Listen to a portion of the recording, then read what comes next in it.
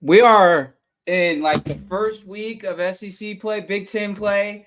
We had like 8 upsets this week. I mean, we talk about the AP poll getting shaken up. Whoo-wee. We got teams going from here to here, from here to here, to here. Wow. Who lost? Number 1 lost. I had it pulled up. Number 4 lost. Number 8 is losing currently. Penn State did not have a good game versus UCLA today, but they won by double digits. Because it's UCLA. Georgia and Auburn played football today. That's kind of how that game went. What else? Michigan, number 10 Michigan, lost by double digits to Washington. Number 11 USC lost to a very mid-tier Minnesota team. Number 22 Louisville lost to very chippy, and shout out to Rhett Lashley keeping my Pony Express rolling. Yes, sir. I had my preseason takes, and I'm gonna stick with them, even though pretty or ugly, good or bad, mad or sad, whatever you want to say, man. The Pony Express, I was high on SMU, and they've turned the ship around, and they upset number 22 Louisville today, even though I did bet against them. Shout out SMU. Number 25 UNLV went down on Friday to Syracuse in an overtime thriller. I mean, man, oh man, any given Saturday is a blessing to have college football back on our TV, because it's just like, there's not joy and passion and, love like this any other season for any other sport. It's truly authentic.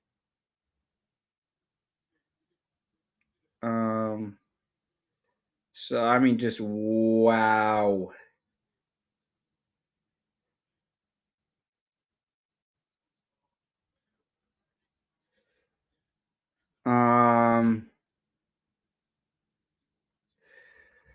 We want to talk about people saving their jobs. I don't want to say unfortunately. PJ Fleck does this every year.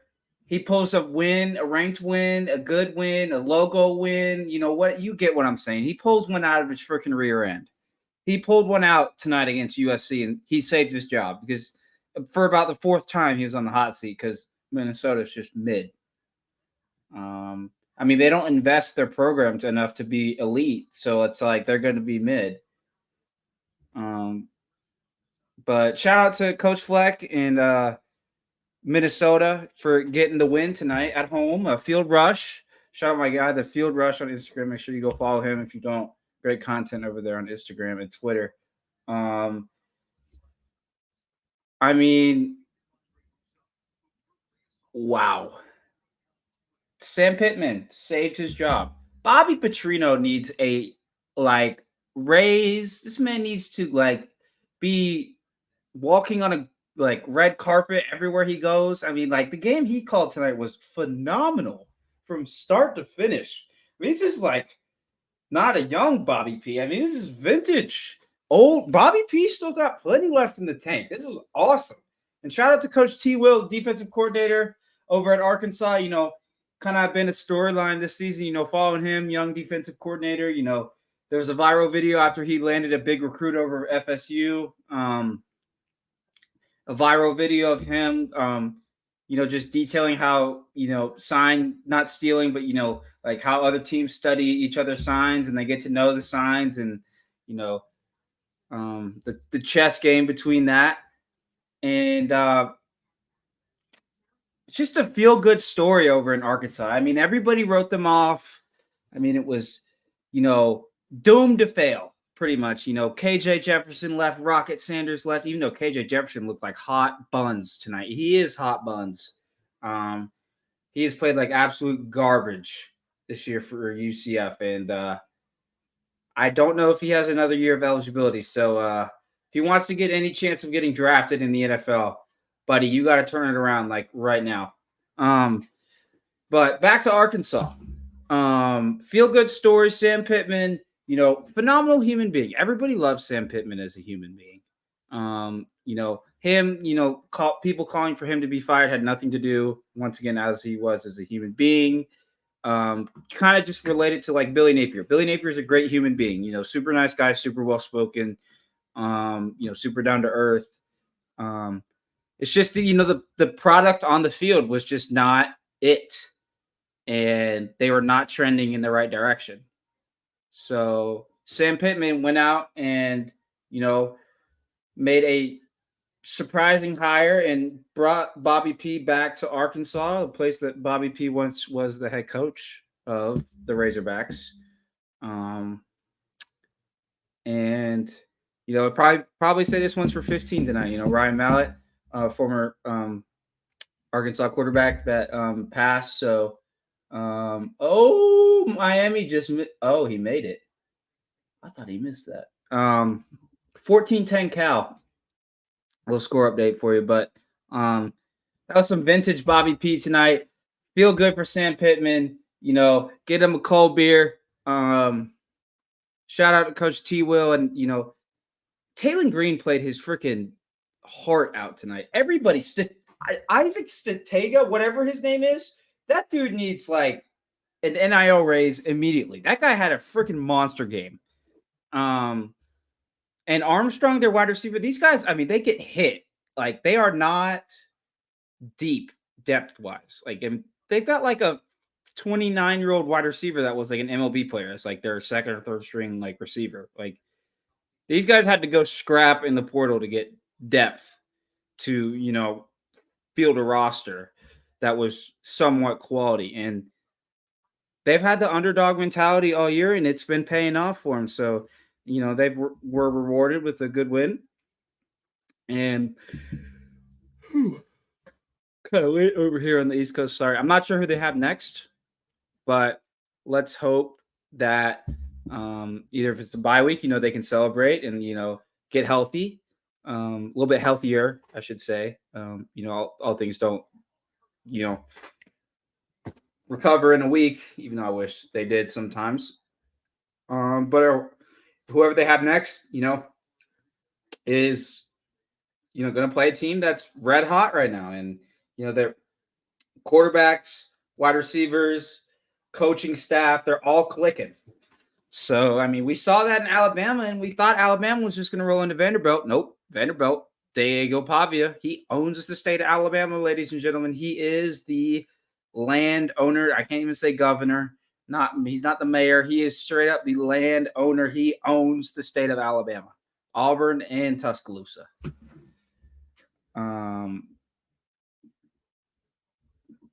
That was a phenomenal game by Vanderbilt. They walked. Okay, so as people saw, the field goal was taken down within like 15 minutes, and they walked it out of the stadium all the way to Broadway in downtown Nashville. That is like a 3-mile hike. That is a long way of walking. And there was a crowd of like at least 300 people that did that entire walk, and then it ended up in the river. So, I mean, I don't know what college town I'd rather be, a student at and, have an upset win like that than Nashville, Tennessee, man. I mean, that's nuts. That is living the dream. So shout out to good old Vandy, man. We always like to, give Vandy the, nerd credit here. The nerd, GPA booster kind of credit thing over here in the SEC. No longer. They're a real deal, man. A real deal football program. Ole Miss got a nice win today against South Carolina. It was sloppy. It should have been a blowout.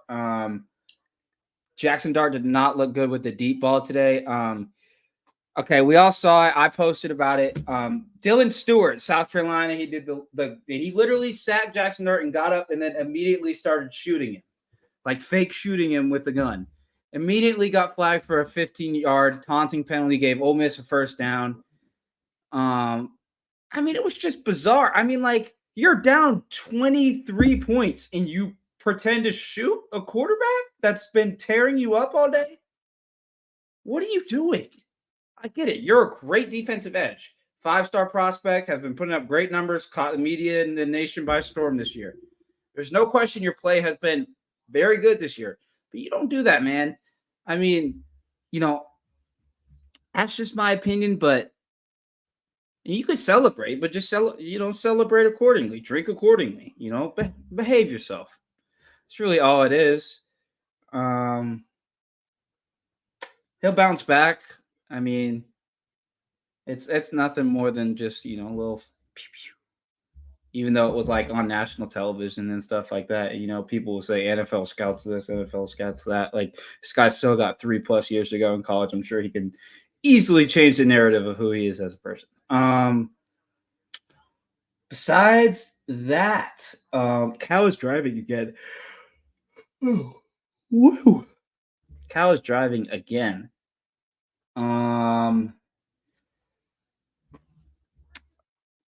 What other game do you guys? Let's talk about Michigan. Michigan has a big problem on offense. Shocker. Nobody knew that. They got some rhythm with some like 6-year quarterback they put in today. Was probably the best that they've had so far this season. Alex Orji, you stink. I mean, your inability to throw a pass is like beyond low Iowa level. I mean, I could put this man in a Billy Napier offense. Does not throw the ball outside like 10 yards, runs up the completion percentage, makes the quarterback stats look like pretty good because they don't really do explosive plays. And then Alex Orji would still suck. Like, ridiculous. Should have a scholarship pulled. Transfer portal. Like, switch positions. This kid's not a quarterback. It's the experiment's over. I'm sorry. I mean, that's just an honest statement, and I don't think you can disagree or try to, redeem yourself anymore. You've had chance after chance, and I mean, it's just awful. So that's that. USC. I had put out a tweet earlier this year that USC's future was not very bright. Told you. I told you so. Lincoln Riley, fraud, does not know how to build a program, was handed Oklahoma on a silver fucking platter. I mean, 11 wins, conference championship, staff to a T, handed the keys. The guy has no clue how to build a program. Yeah, you took him 3 years to freaking, like, not even 3, like 8 years to fire his god awful all world, program imploding defensive coordinator because he wanted, he was saving the friendship of them. Like, I get it. You can be friends, man, but a business decision is a business decision. And if you look back and you say, oh my God, we could have had a natty there, you had Caleb Williams, Kyler Murray, Baker Mayfield. And this guy was the problem year after year after year after year, and you did nothing. That shows a lot about your character and who you are as a football coach. So Lincoln Riley, great X's and O's, great offensive coordinator. Program-wise, I mean, USC is like an okay program. I mean, like, it's not great. Recruiting, they're doing their Georgia thing. I really don't get it. Interesting. I know players are good in the Southeast, but like, you don't have to like go all after Georgia guys. Like those 2 5-star defense, Justice Terry, those guys you paid up front to commit that never wanted anything to do with USC. Why would you waste your money doing that? Like what? That's all I gotta say about that. Oregon got a big challenge against Ohio State next week. Dylan Gabriel threw 2 picks. Again, I do think Dylan Gabriel and Dan Lanning in Oregon, it's a home game. I do think they're kind of holding some things back, for this game. I don't trust Will Howard, Ohio State's quarterback, to perform under the bright lights. He just has not done it within his career so far. Emeka Buka, 3 touchdowns today against Iowa. Looks great. Shout out Emeka Buka for staying an extra year, and it's paying off. Was a fantastic decision. Jeremiah Smith did Jeremiah Smith things today. Alien, not from this world. We get to see him for another 3 years in college football. I am that. I mean, if that doesn't put a smile on your face, I don't know what does. Quinshon Judkins has, had a nasty stiff arm today. Say what you want about his time at Ole Miss and how that ended. I'll keep my comments to myself right now, but he's playing pretty well at Ohio State. Travion Henderson looks like the clear RB2 in this offense now. It kind of started off looking like it's like how SMU calls plays when Kelvin Jennings is in the game and Preston Stone. Like, it's just so much more open when Jennings is in the game. And it started the year, it was so much more open when Travion Henderson was in the game. And Quinshon Judkins was just getting these BS, run plays that were just getting blown up like time after time after time. It was like you could see how angry he was and just like, how half-assed the play calls were against, half-ass opponents. And then the flip, the switch flipped. Adult beverages have been consumed. I'm sorry. The switch flipped, and now it is way open when Quinshon Judkins gets the ball, and it is closed when Travion Henderson gets the ball. So that's really all I got to say. That's the current state of Ohio State. That's just, laying the land how it is. 2 phenomenal running backs. Ohio State's defense is Ohio State's defense. People are, getting the, the nitty gritty of like, what they see, the good and the bad. Not all world, not anything close to bad. So Jim Knowles is doing his thing over there. They're getting their money's worth, and their secondary is great. So that's all I gotta say about that. Oregon, for the amount of talent they have on the defensive line, like their entire defensive line returned, and they added on in the portal. I need to see some like domination from somebody besides Derek Harmon. Secondary for Oregon, kind of iffy, not terrible. It's college football. These kids are young. Running game for Oregon was the strength last night. Last night. They played Michigan State on Friday. Besides that, it has not been crazy good. It's been decent, but it has not been crazy good. So, the play calling from Will Stein has been good. The play calling from Will Stein has been good. Let me repeat that. The execution of the plays have not been amazing. It's college football, bumps in the road. Kids are young, they're learning. I expect to see Oregon, very intense. Dan Lanning is a very, very level-headed coach. Mentally locked in from tomorrow until kickoff and until the clock hits 0. I expect Oregon and Ohio State both to be mentally locked in. This is college game day. People have been previewing this game for like 9 months. It's here. It's the week. You got to lock in. You got to go. So excited to see that matchup next week. Ole Miss plays LSU next week at LSU.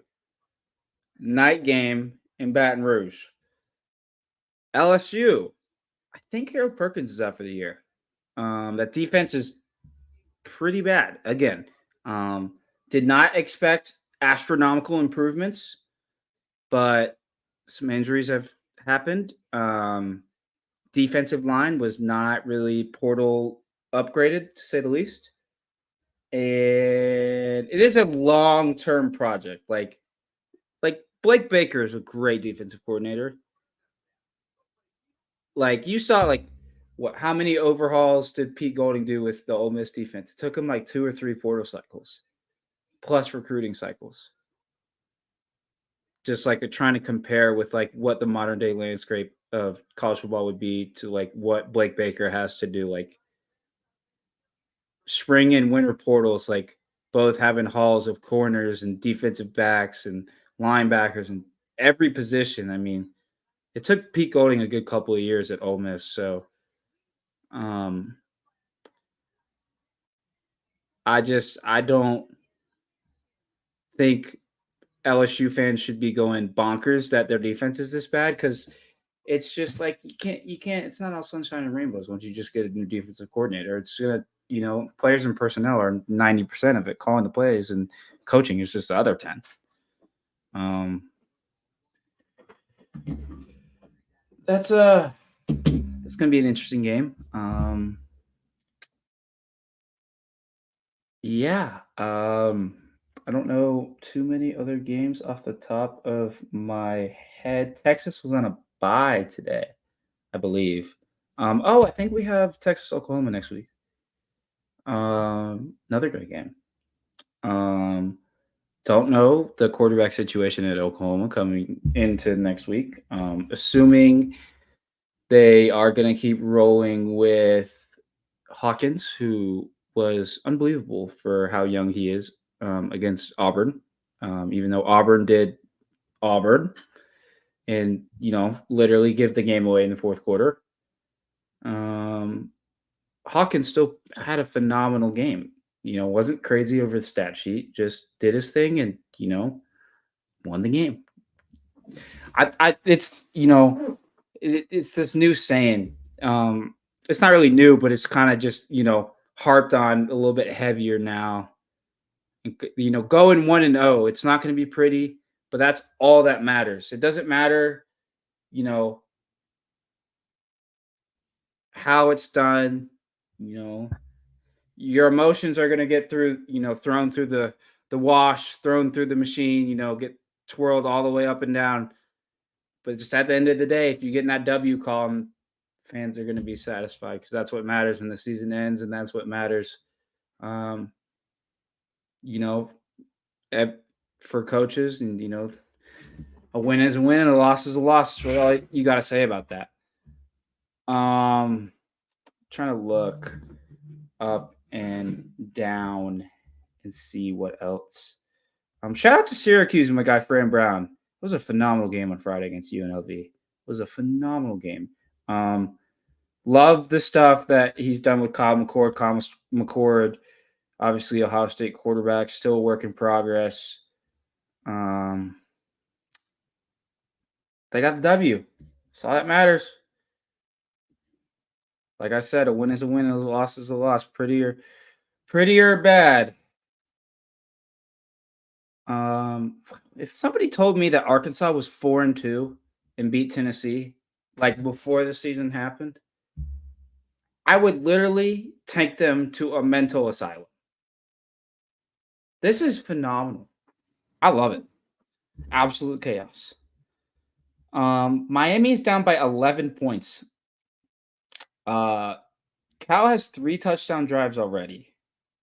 And Mendoza is 6 of 10 for 200 passing yards. He has 6 completed passes for 200 yards. That's a bonkers stat line.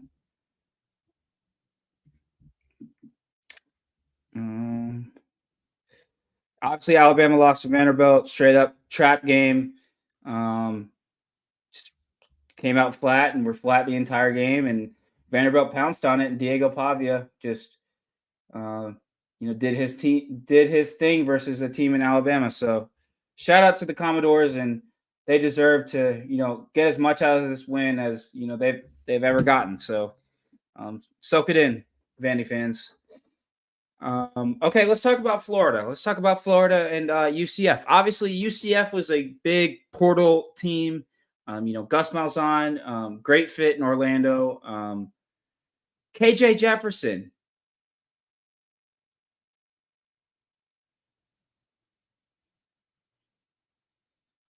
You stink. I mean, respectfully,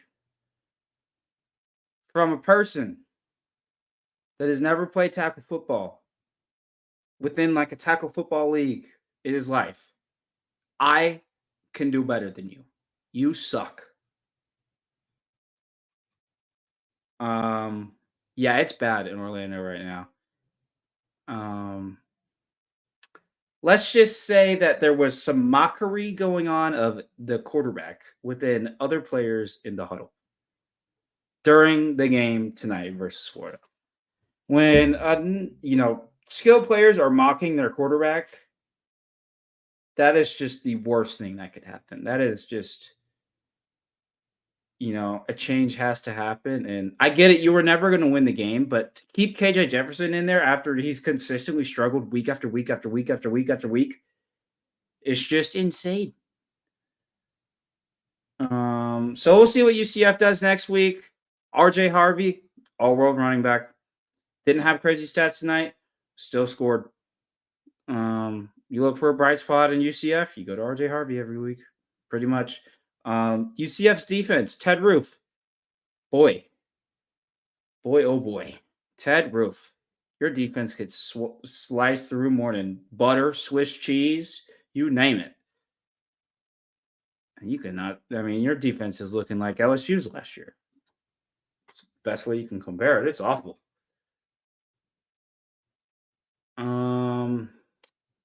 I'm a fan of UCF though. Like, don't get me wrong. I love Gus Malzahn. I love the UCF brand. They're a certified fun school. I'll tweet it out on CFH all the time. They're a certified fun school. The Bounce House, love it.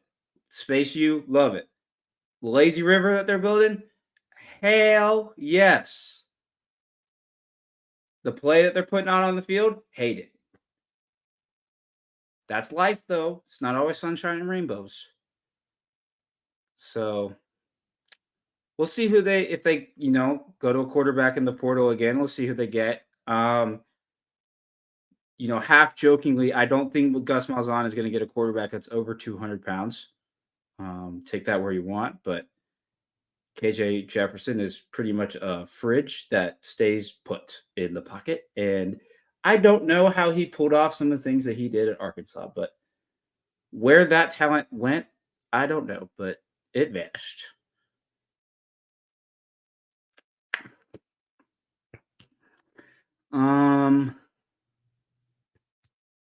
Tennessee's wide recruit. I'm just like trying to, taking notes off the top of my head. Tennessee's wide receiver core is really banged up right now. Like really banged up. Squirrel White's hurt. Brew McCoy's hurt. Chris Bazel is fine. There's a couple other guys too, but they're hurt. They're really hurt. Okay, let's talk about A&M Mizzou today. Mizzou, super easy schedule. Like it's clear as day that there's 3 games. They have A&M, Oklahoma, and Alabama.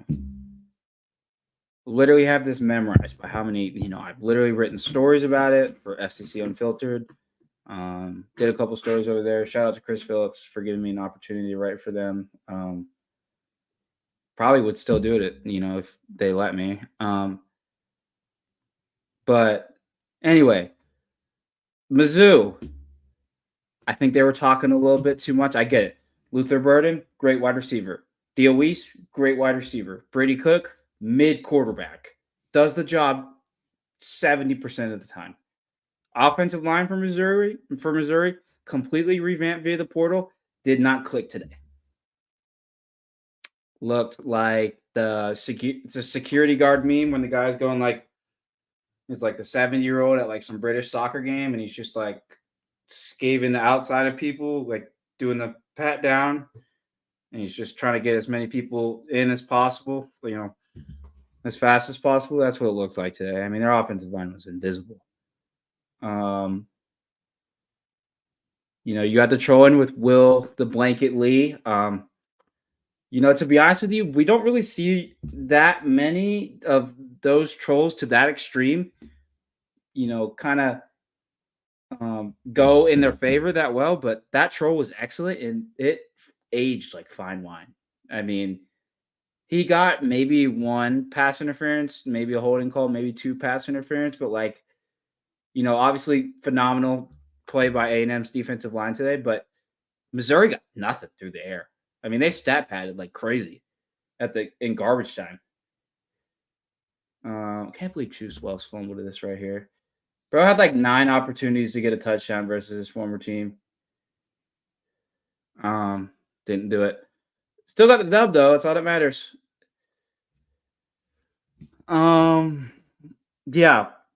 Connor Wigman, great first week coming off of another injury. He's very injury prone. The passing game was awesome today. I had a lot of takes in the preseason that A&M staff, they're a very, very, very experienced staff. This does not feel like a year one type of coaching vibe with the talent level, the experience that the coaching staff has, and just the overall, vibe of the A&M program. This is a lot of experienced guys. There was not a whole lot of, pieces that shuffled around here and there. I mean, there was some, but it wasn't anything, absolutely, world shocking. And they looked like that team today. And that's great. And Mike Elko did a phenomenal job on the defense, as he does every week. Mike Elko is a defensive wizard. And Colin Klein and, Connor Wigman are very much on the same page. And it looked a little different under Marcel Reed, but Connor Wigman and Colin Klein, they cooked Mizzou today. They cooked. I mean, straight up 5-star hibachi. They were cooking Mizzou. So, shout out to the Aggies. They're gonna skyrocket in the AP poll. As overranked as Mizzou was, they were a top 10 team, and getting a win versus a top 10 team is a win versus a top 10 team. Straight up. It's the only way you can put it. Florida State. Clemson only scored 29. Yes, I'm talking about Clemson, a team that was very mid on offense last year.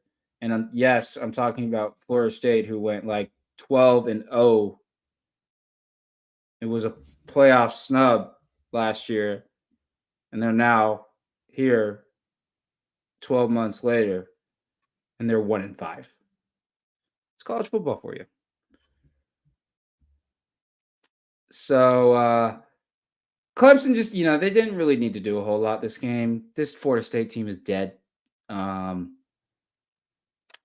think them losing DJU was actually a, addition by subtraction. I've called out a couple quarterbacks, but DJU, put the fries in the bag, LinkedIn.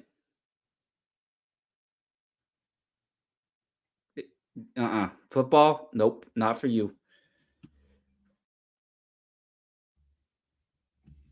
DJU broke one of his fingers, had surgery. Matt Zenich reported it.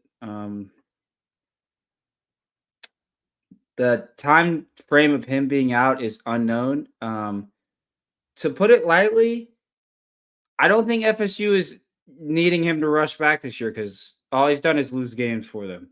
And it's not completely on him. I'm keeping it real. FSU as a whole, the offensive line has been not very good.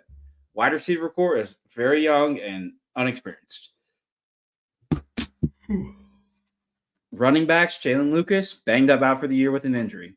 Roydell Williams, I guess he's still there. Really all you got to put to it. FSU's defensive line, the most overrated and fraudulent defensive line I've seen in a long time. Whatever they do to evaluate portal players next year, don't do what you did this year, because whatever you did this year was like a 101 of like what not to do.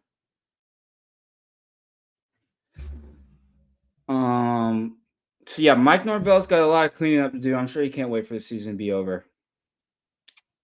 It's just, tough part of being a coach. It's not always sunshine and rainbows.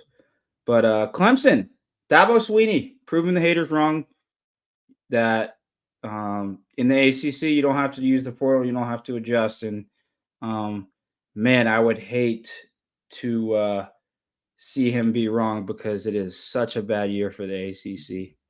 It is such a down year, and it's just him capitalizing on that yet again. Great coach, though. Great history. Couple of natties. Phenomenal recruiter. He's produced a lot of NFL talent. I have no hate against Dabo. I just don't think that his ways of unadapting or not adapting to the portal and other things are correct. But the W's are coming, and that's all that matters.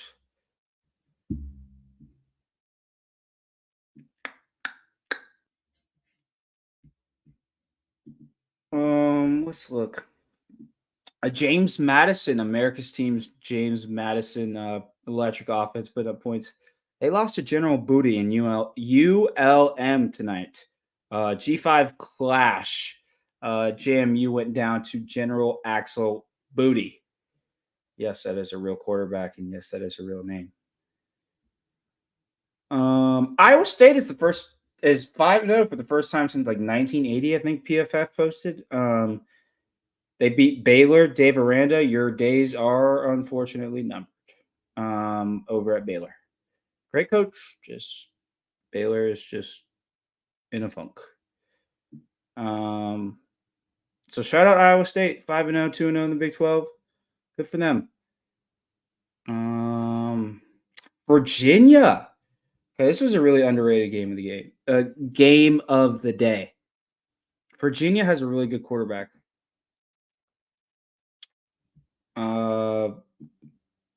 I'm getting his name real fast. Anthony Colandrea.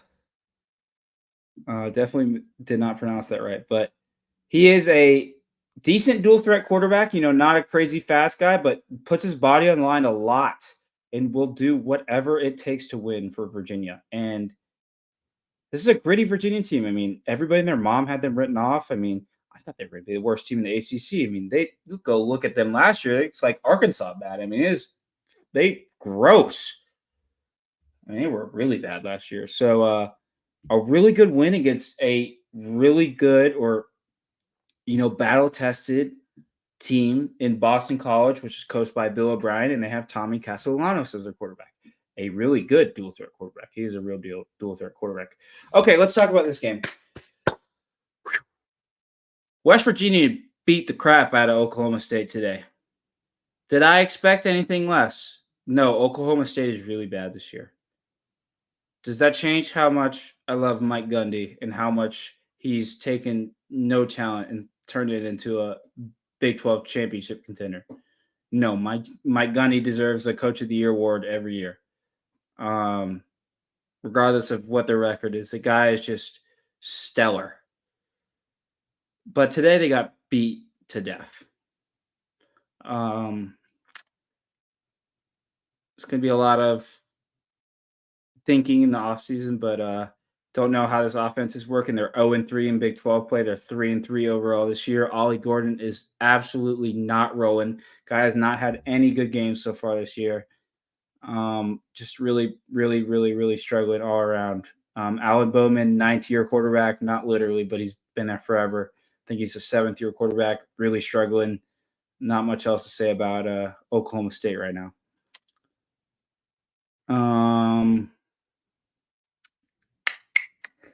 San Jose State, a fun team. Shout out to Nick Nash, man. I'm trying to get an interview with him. Nick Nash is one of the best wide receivers, G5 football players, not football players in the country. He threw for another touchdown today. It's like his 3rd touchdown pass of the season. He's a wide receiver, by the way. He tossed a game-winning touchdown with 50 seconds to go, and they beat Nevada tonight. They're 4-1 now. They're 2-0 in Mountain West play. San Jose, the San Jose Spartans, are a super fun team to watch, and just kind of that team that I can just kick back and just expect something fun out of every week. And tonight was a fun one.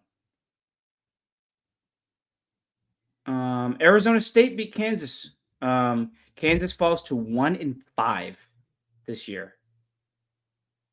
Jalen Daniels threw for 260 yards and 2 touchdowns, much better than he had been doing previously. He'd been really struggling in the past game. They put up 31 points at Arizona State, and Kenny Dillingham put up 35.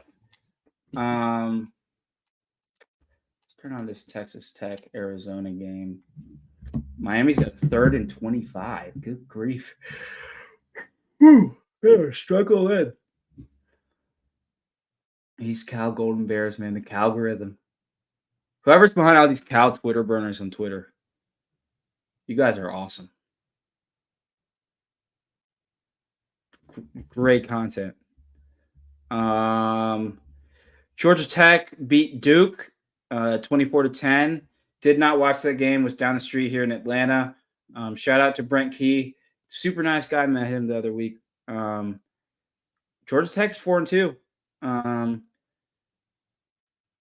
They've got the city buzzing. I mean, this is the first time in a long time I've seen people with smiles on their faces talking about Georgia Tech with this much optimism. So I'm happy for Brent Key. The city of Atlanta's happy for Brent Key, and the ACC's happy for Brent Key. The whole nation's happy for Georgia Tech. So that was pretty much a head to toe recap of this week. Appreciate y'all tuning in. Sorry I didn't go live before today. Some things got mixed up, but I will be live next week with the pregame show. So make sure you're tuned in for that. If you're new here, follow me on Twitter at CFB Headlines. I'll just be spewing out as much college football content as I can any given day. It's tough in the midweeks, but try to get as much on the bright side as possible during the midweek, and keep it moving. Get it to Saturday, Friday. But starting next week, or we started it on Thursday with the Thursday night football game and the college football games. The day that Falcons played the Bucks. We have 55 consecutive days of football. That means midweek action. Other G5 games are on Monday and Tuesday. They're back. So college football is on Tuesday, Wednesday, Thursday, Friday, Saturday. We're back. I don't care what quality of the games they are. I don't care if it's played on the fucking CW network. CW network sucks. I mean, they have this camera for, I don't even know where it is. It looks like it's from it looks like it's on Sputnik, the little Russian satellite they sent up during the Cold War we learned about in school. The thing is black and white, and it is awful. But they put football in there on like a Tuesday or Wednesday. I'll watch it, no problem. Anyway, if you're new here, make sure to follow me on Twitter at CFB Headlines. I'll be tweeting out as much football content as I can, keeping you guys updated with all the upsets, injury news, not high school and recruiting stuff. That's just too much. That is way too much to fly around and cover. And those kids are a nightmare. Respectfully, they're damn good at football, but make up your mind. So I don't really do that anymore. Subscribe here on the YouTube at CFB Headlines. I'll be making videos. Got a couple podcasts coming out this week, going in depth of games and just talking about the current landscape of college football as we are unfortunately already to the halfway point of the season. As much as that I hate to say that, I do have a slight bright feeling inside because we have an expanded playoff. So it's not your typical halfway season, mark. The postseason's a little bit more expanded, so we got a little bit more cushion. But the regular season is halfway over, so take that with a grain of salt. And y'all stay blessed. Have a great Sunday. Hope your NFL team wins, and until next time, peace.